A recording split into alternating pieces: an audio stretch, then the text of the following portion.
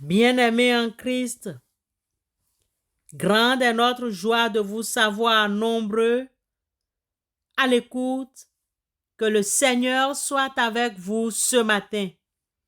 Nous vous confirmons ce jour que tout ce qui est né de Dieu triomphe du monde. Et la victoire qui triomphe du monde, c'est notre foi. Amen.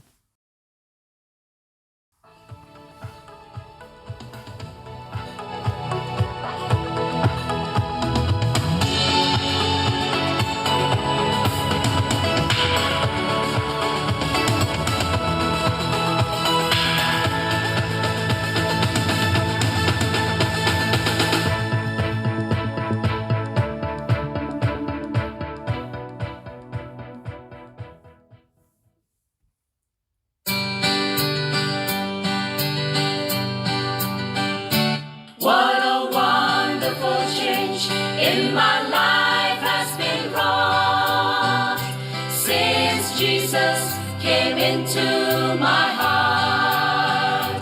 I have light in my soul for which long I have sought.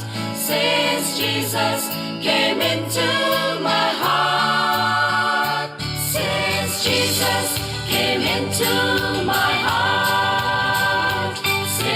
Jesus came into my heart. Floods of joy o'er my soul, like a sea billows strong. Since Jesus came into my heart. Bien-aimés dans la foi en Christ, la thématique proposée ce matin est la foi qui sauve. De cette thématique, nous retenons la problématique suivante. Comme il y a une foi qui sauve, peut-on avoir aussi une autre foi qui ne sauve pas? Pour mieux comprendre, nous parlerons brièvement de la foi. Qu'est-ce que la foi? Pour déboucher sur la question principale, pourquoi il y a une foi qui sauve et une autre foi qui ne sauve pas. Bien-aimés, la foi est un sujet important dans la Bible. Il est normal de s'arrêter un instant pour se poser des questions sur la foi. L'Écriture enseigne que la foi est la confiance en Dieu et en ses promesses, même si elles ne sont pas encore visibles. La foi est donc basée sur la certitude que Dieu est fidèle à ses promesses. Vous le savez bien que la lettre aux Hébreux chapitre 11 verset 1 définit la foi comme la réalité de ce qu'on espère, la preuve de ce qu'on ne voit pas. Hébreux 11, 1. Plusieurs écrits bibliques montrent que la foi est essentielle pour plaire à Dieu et pour être en bonne relation avec Dieu. Dans l'Ancien Testament, Abraham est considéré comme le père de la foi, car il a cru en Dieu et a obéi à ses commandements, même lorsque cela était difficile. Lisez Genèse 15, 6, Genèse 22, 1 à 18. Dans le Nouveau Testament, Jésus a enseigné que la foi est nécessaire pour être sauvé et entrer dans le royaume de Dieu.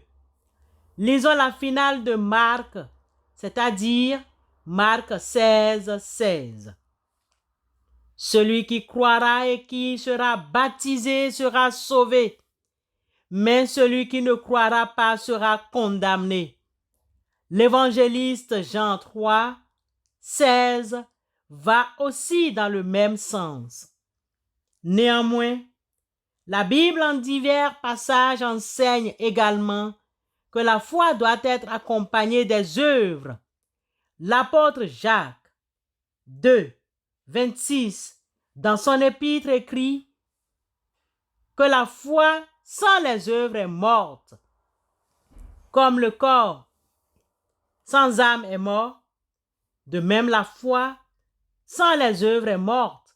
En d'autres termes, la foi doit être manifestée par des actions concrètes, des témoignages concrets qui démontrent notre confiance en Dieu.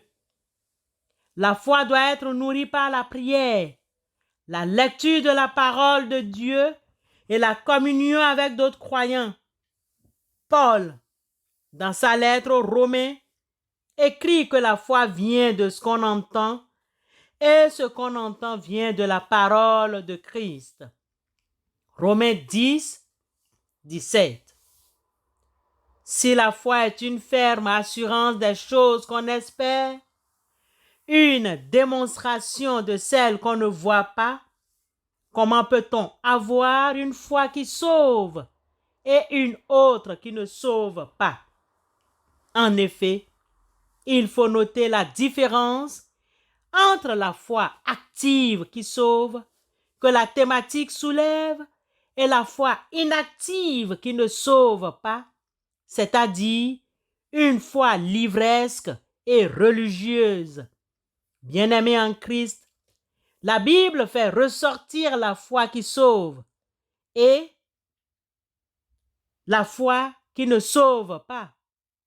Il faut comprendre que la foi qui ne sauve pas ne tient pas compte de la qualité de la foi elle-même. C'est-à-dire que cette foi ne concerne pas les personnes, mais plutôt la qualité de la foi elle-même.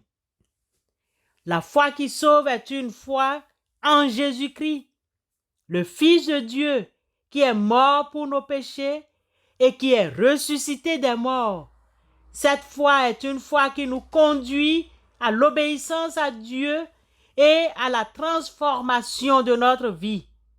Cette foi qui sauve a été démontrée par le fils de Timée, Bartimée, mendiant, aveugle, était assis au bord du chemin. Quand Bartimée entendit que c'était Jésus de Nazareth qui passe, il se mit à crier: « Jésus, fils de David, aie pitié de moi. » Plusieurs lui faisaient des reproches pour qu'il se taise, mais il criait encore plus fort: « Fils de David, aie pitié de moi. » Jésus s'arrêta et dit: « Appelez-le. » Ils l'appelèrent donc.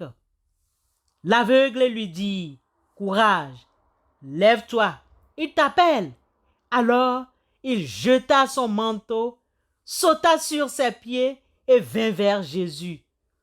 Jésus lui demanda: « Que veux-tu que je fasse pour toi? » L'aveugle lui répondit: « Mais fais que je voie de nouveau. » Et Jésus lui dit: « Va, ta foi t'a guéri. » Aussitôt, il put voir et il suivait Jésus sur le chemin.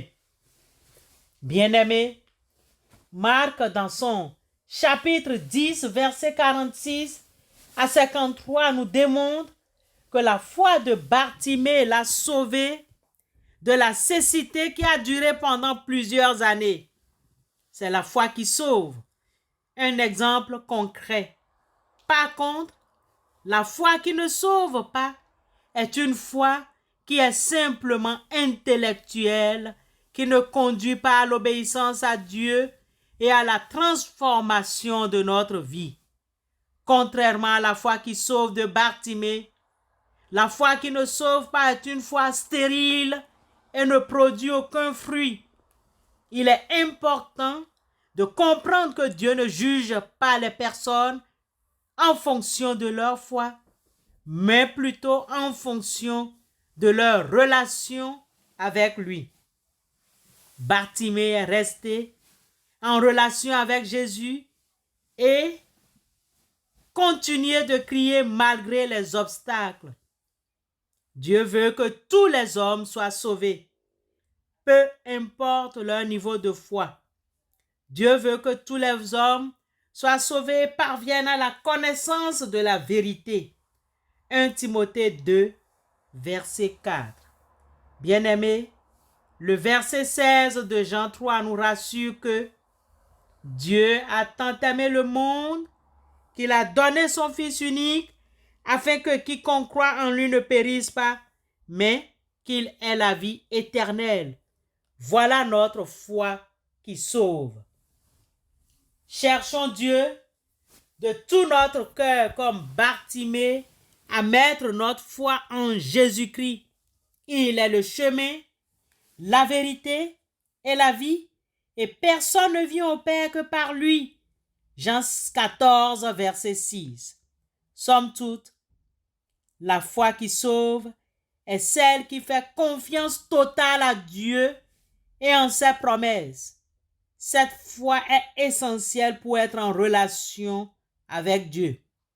La foi doit être mise en pratique par des actions concrètes, renforcées par la prière et la lecture de la parole de Dieu, et peut être mise à l'épreuve par les difficultés de la vie. C'est bien cette foi qui sauve.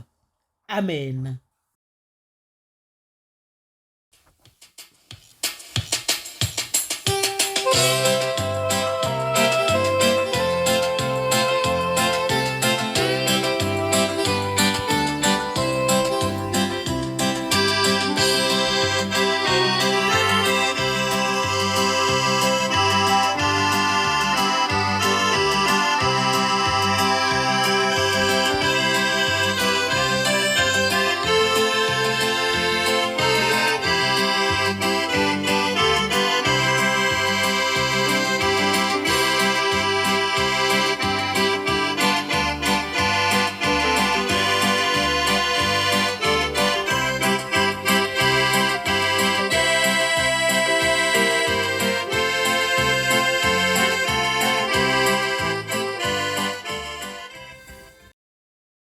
Seigneur éternel, nous te remercions pour ce jour que tu nous as donné gratuitement et gracieusement. Nous te prions de nous donner la foi qui sauve comme celle de Bartiméo. Ô Seigneur, fais que notre foi soit solide, fais que notre foi soit humble et qu'elle ne croit pas se fonder sur l'expérience de notre pensée et de notre sentiment. Nous aimerions rendre témoignage à l'Esprit Saint, que la foi en toi pénètre notre pensée, afin que nous discernions les pensées divines des pensées humaines. Que notre foi accepte les renoncements et les devoirs qui lui sont imposés. Nous croyons en toi, Seigneur. Voici ceux et celles des nôtres qui continuent de pleurer leur âme chère. Nous te les citons dans les profondeurs de nos idées. Assiste, s'il te plaît, les orphelins, console les endeuillés, reste avec les veufs et les veuves, secours les étrangers et tourne ta face vers ceux des nôtres qui cherchent à régulariser leur situation administrative. Donne du travail à ceux et celles qui en cherchent. Donne une âme sœur à ceux et celles qui désirent se marier et t'honorer par le saint état du mariage. Aide-nous à grandir spirituellement et qu'elle n'ait d'autre garantie que la docilité à l'autorité du Saint-Esprit, c'est-à-dire notre foi. Amen.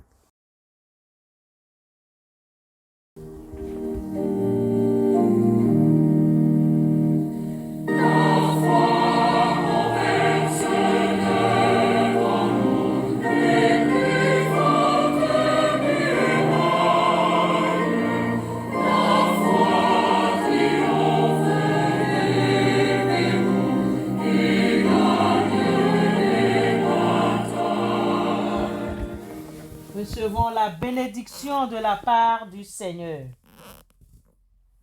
Qu'on n'entende ni paroles déshonnêtes, ni propos insensés, ni plaisanteries, choses qui sont contraires à la bienséance, qu'on entende plutôt des actions de grâce.